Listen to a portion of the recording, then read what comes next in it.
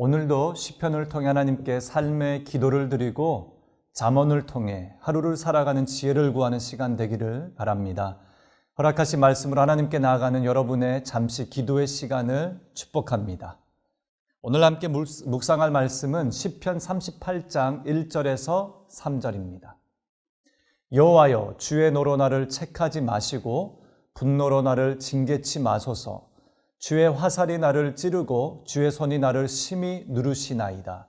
주의 진노로 인하여 내 살에 성한 곳이 없사하며 나의 죄로 인하여 내 뼈에 평안함이 없나이다. 아멘. 시편 38장은 다윗의 기념하는 시라는 부제를 가졌습니다. 이것은 다윗의 7대 3인 시 중에 기념비적이고 대표적인 시라는 뜻입니다. 이 시편은 기독교 교리의 기초를 세운 어거스틴이 회심 후에 기록한 참회록의 근간이 된 시이기도 합니다.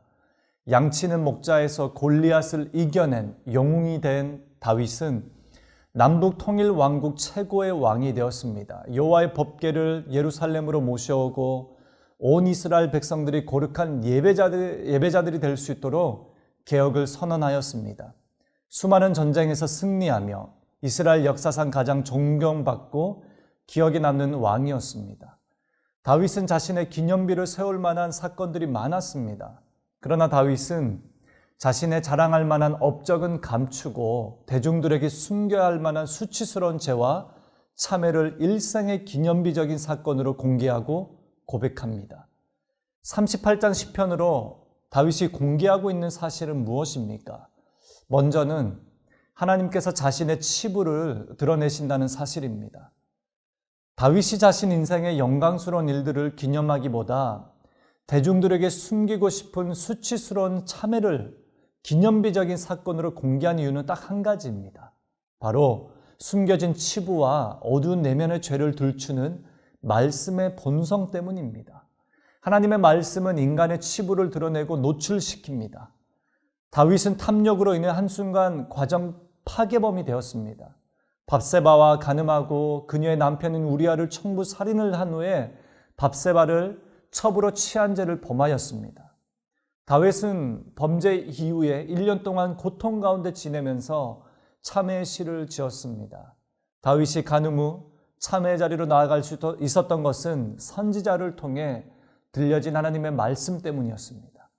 자신의 왕위를 이용하여 쉽게 덮을 수 있었던 범죄 사건이었지만 다윗을 참회의 자리로 이끌었던 살아있는 하나님의 말씀이 있었습니다. 주야로 말씀을 사모하며 주님을 기다리며 그의 법도를 사모한 자들에게는 언제나 하나님의 의가 나타납니다. 하나님의 의는 탐욕으로 멍들고 경건하지 않은 우리가 겸손하게 여호와 하나님을 만나고 직면하게 하는 그 순간임을 믿습니다. 여러분, 두 번째 다윗이 공개한 사실은 하나님은 반드시 진노하신다는 사실입니다. 다윗이 탐욕으로 하나님께 범죄한 후에 하나님 앞에 다시 서기까지 주님의 진노로 수다한 질병들을 감수하게 됩니다. 다윗의 살, 뼈, 머리, 허리, 마음, 심장, 눈, 모든 신체 부위에 따른 고통을 구체적으로 제시하면서 극도의 고통을 받는 다윗의 모습을 오늘 시편 말씀에 공개하고 있습니다.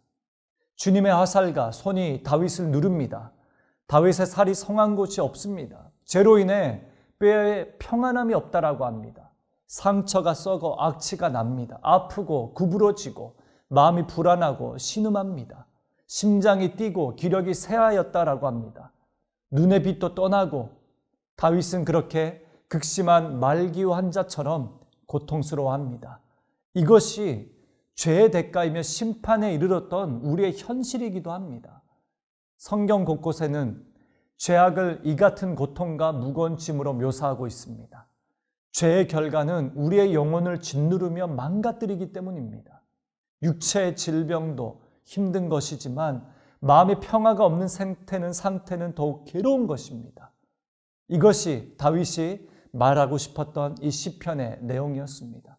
마지막으로 다윗이 기념비적으로 공개하고 싶었던 사실은 하나님은 반드시 다시 고치시는 분이라는 사실입니다. 무섭게 진노하시는 하나님 앞에 다윗이 할 일이란 주님께 기도하는 것밖에 없었습니다. 다윗은 이 모든 고통, 책망, 진노, 징계가 다 자신의 죄악, 자신이 우매한 까닭이었음을 인정합니다. 11절에는 가족들이 자신을 멀리하고 12절에는 다윗이 빨리 죽기만을 기다리고 다윗의 왕자를 노리는 악인들로 종일토록 고통하고 있음을 고백하고 있습니다. 여기엔 그 누구도 다윗의 회복에 관심이 없었습니다. 다윗도 자신이 저지른 죄의 대가를 받았고 이것을 부정하지도 않았습니다. 죄에 대한 대가가 반드시 존재함을 인정하였던 것입니다. 그러나 다윗은 자신을 버리지 말도록 하나님이 멀리하지 않도록 도우시며 구하며 기도하며 참여하고 있는 거예요. 성도는 죄를 지었을 때 다윗처럼 즉각 회개하고 하나님께만 매달려야 합니다. 하나님은 회개하는 자들을 용서하시고 죄인에서 의인으로 회복하십니다.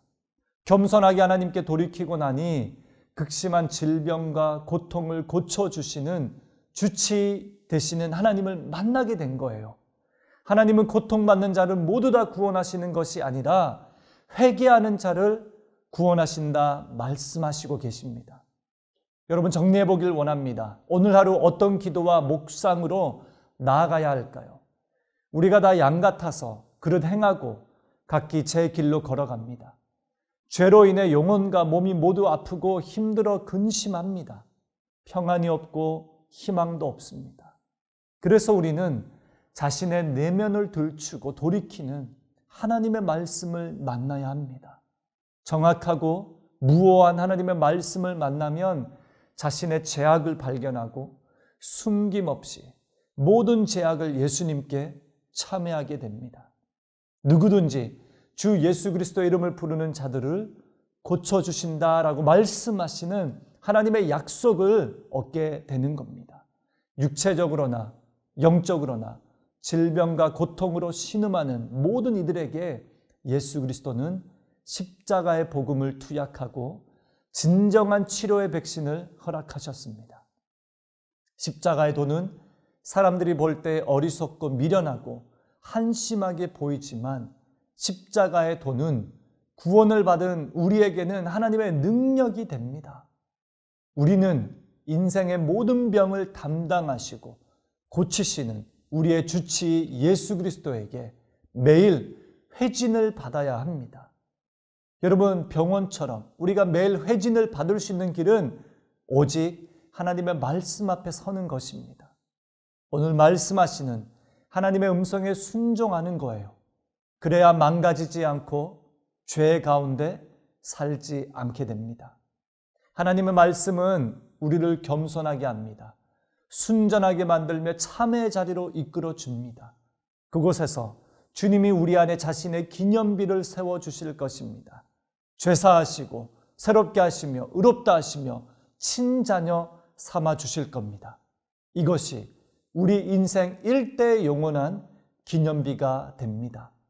다윗이 시편 38편을 통해 공개적으로 자신의 백성들에게 전하고 싶었던 기념비와 같은 이 고백이 저와 여러분들의 고백이 되길 간절히 소망합니다. 우리 인생을 새롭게 만드시고 새롭게 계획하시고 온전한 참회와 부르심 속에 하나님의 친자녀된 이 놀라운 사실이 우리 인생의 기념비임을 기억하고 날마다 말씀 앞에 참회의 자리로 나아가는 우리 성도님들의 삶이 되길 간절히 소망합니다. 기도하겠습니다. 하나님 아버지, 우리의 내면을 들추고 우리의 어두운 각오와 우리의 인생을 하나님 앞에 올려드립니다. 말씀으로 조명하시고 하나님의 계명으로 우리를 바라보시고 하나님의 율법으로 우리의 삶을 돌아보고 돌이키는 은혜가 부어지길 원합니다. 오늘도 말씀 앞에 읊조리며 하나님의 음성으로 순종할 때에 참된 겸손과 거룩함과 하나님을 향한 그 갈망을 회복시켜 주시리라 믿습니다. 그래서 겸손하게 주님 앞에 서길 원합니다.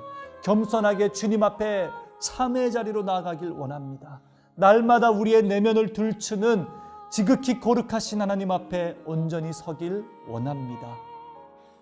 이와 같은 은혜로 살아갈 때에 새로운 인생, 새로운 자녀됨, 하나님의 그 구원의 은혜가 우리의 삶에 가득 넘쳐 일생일대의 기념비가 만들어지고 조성되길 간절히 소망합니다.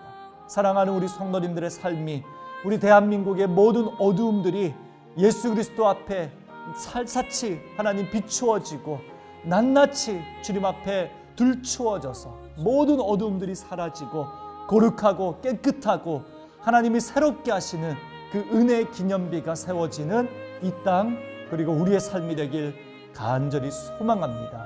이 구속의 은혜로 살아가며 이 구원의 은혜의 기념비를 기억하며 날마다 주님 안에 거하는 인생 되게 하여 주시옵소서. 감사합니다. 예수님의 이름으로 기도합니다. 아멘.